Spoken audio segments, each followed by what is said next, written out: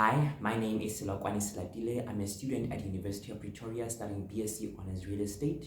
My student number is 1734533. My name is Lesotho Zazo and I'm doing my BSc Honours in Quantity Surveying at the University of Pretoria with student number 18085858. Hello, my name is Kopano Mokwena and I'm doing my honors in real estate at the University of Pretoria. Student number 173233313.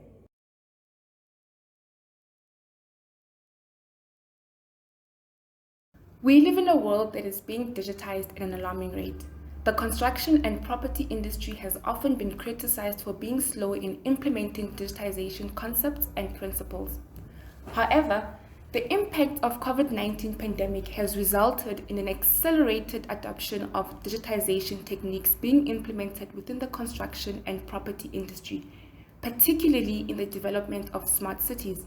Hence, in this video presentation, we look to investigate digitization in a more detailed manner, as well as how digitization is used to develop smart cities.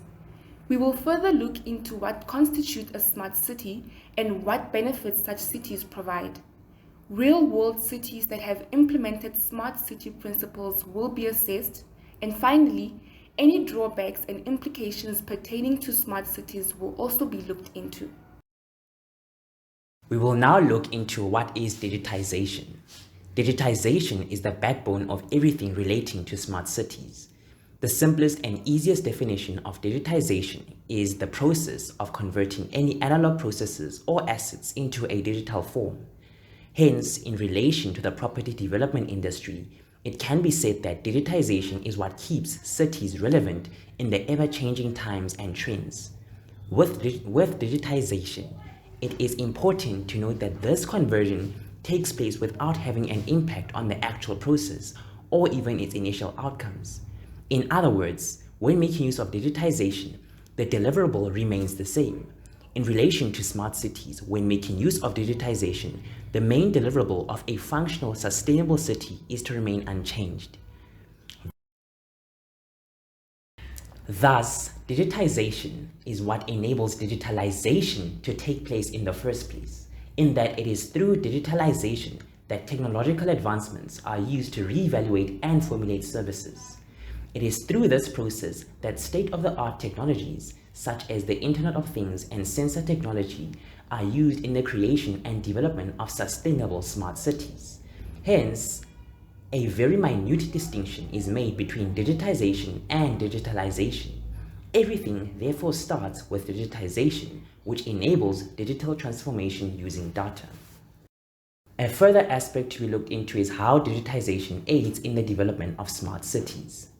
Cities such as India are making extensive use of digitization in their implementations of developing smart cities.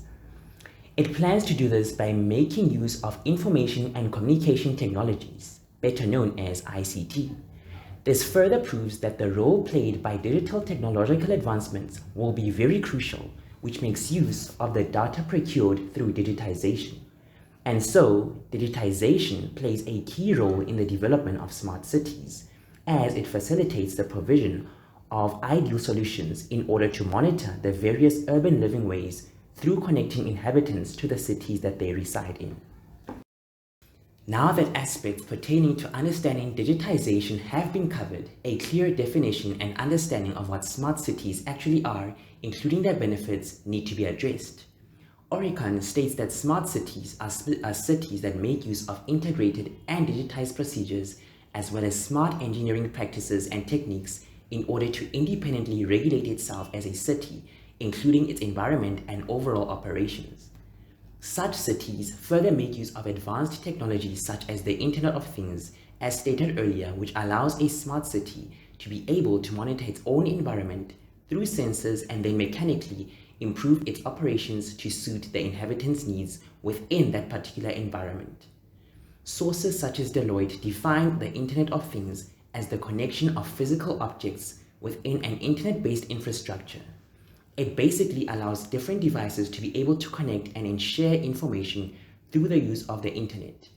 Thus, the underlying principle pertaining to smart cities is that it seeks to connect infrastructure and technology together, which inevitably improves people's quality and standard of living, as well as ultimately augmenting human interactions with the surrounding urban sphere through digitization as an underlying foundational medium. Additionally, the most important aspect of smart cities is that they are more concerned with changing people's lives than it is about the actual technology. This is because there is no use in having state-of-the-art technologies if it does not benefit its users, or if the end users do not know how to make use of the benefits of such technologies. Smart cities therefore seek to address the ongoing concern of the increase in urbanization and the accumulating demand pertaining to resources within cities in the near future. Thus, smart cities seek to create usable and functional cities that are also sustainable with added cost benefits. We will now have a look at real-life applications of smart city principles and concepts. Evidently, more and more cities are making use of smart city policies throughout the world. Such cities include Hong Kong, Barcelona, Singapore, New York City, Amsterdam, Dubai, and many more cities. The city that is considered as being the smartest city is Singapore, which further boasts the second most densely populated population in the world. Singapore digitally collects traffic-related data, which is vital in managing the city. Additionally, nearly all the homes in Singapore are fitted with broadband internet access for both personal and corporate usages. The ideal of a virtual Singapore city has led to the development of a 3D city model that serves the purposes of a harmonious data platform. The City of Johannesburg municipality has also developed its own smart city strategy, which has recently been revised as well through the establishment of a smart city office. The purpose of this program is to drive the transformation of Johannesburg into a smart city. The strategy seeks to make use of digitization to provide world-class services to inhabitants that are people-centric, are easily accessible to all, and easy to use. The strategy seeks to make use of sensors that will be placed throughout the city, which enable the tracking of citizens so that data collection and sharing is possible. The City of Johannesburg municipality has already commenced the provision of free public Wi-Fi in certain areas, as well as broadband 5G connectivity with major network providers across some regions.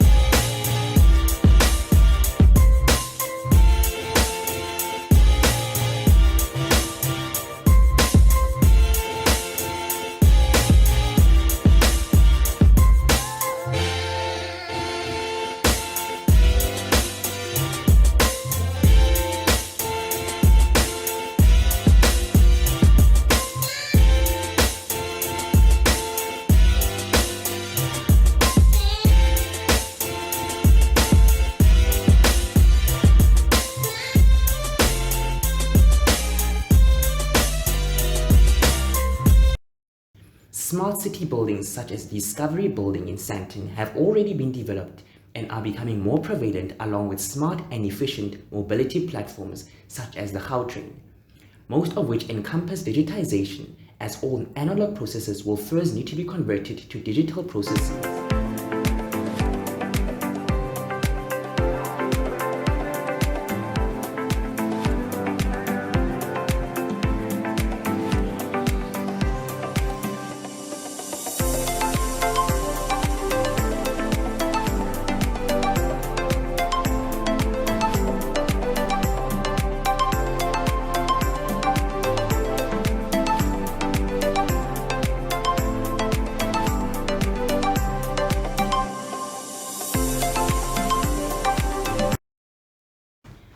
Now that we have a clear and better understanding of how digitization can be used in the development of a smart city utopia, questions arise now with regards to any drawbacks or risks associated with smart cities. One drawback that may be especially more relevant in South Africa is that the implementation of smart city strategies requires a lot of power. This is more so in terms of supplying electrical power to the required sensors.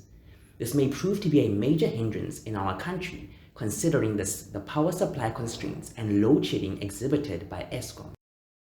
Was that in order to be able to pay people,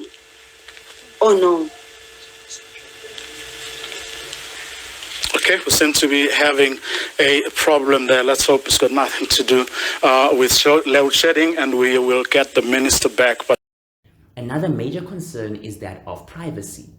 Sources revealed that in order for smart cities to operate optimally and efficiently, the inhabitants' behavior will need to be constantly observed and monitored. This is a serious red flag, as it can further create cyber attack risks. Hackers are more likely to take advantage of such flaws. Criminals can easily hack and infiltrate the shared information that is transferred amongst the centers over the internet. What's even more worrying is that such hacks can occur without cyber criminals leaving a trace. Hence, a cyber resilience strategy will need to be considered and implemented. For this reason, smart cities cannot be 100% secure and risk-free. In conclusion, smart cities rely heavily on digitization in order to operate functionally and efficiently. It is still that people's lives can be greatly improved while saving costs and allowing government administrations to perform above expectations. Therefore, digitization facilitates the conversion of traditional analog processes to be created in a digital format, and with it comes a lot of benefits for end users, but also a lot of risks that need to be considered and mitigated when developing smart cities. Nonetheless, smart cities by way of digitization provide the ideal solution for built environment professionals in coping with the high urbanization rates experienced across the world, as well as upholding sustainability measures.